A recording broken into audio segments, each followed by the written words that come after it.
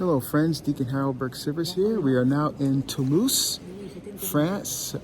Just celebrated the Holy Sacrifice of the Mass here in the beautiful cathedral in Toulouse, France. Just wanted to give you a quick overview. It's beautiful. Church, there's the organ in the background there. Wonderful arches, beautiful architecture. And behind me above the altar is the tomb of the bishop who's the patron saint of this cathedral here in Toulouse. So I just wanted to give you a quick overview. And again, we're praying for you and for your intentions. You want to join us on a future pilgrimage, definitely click on the link below to get more information. God bless.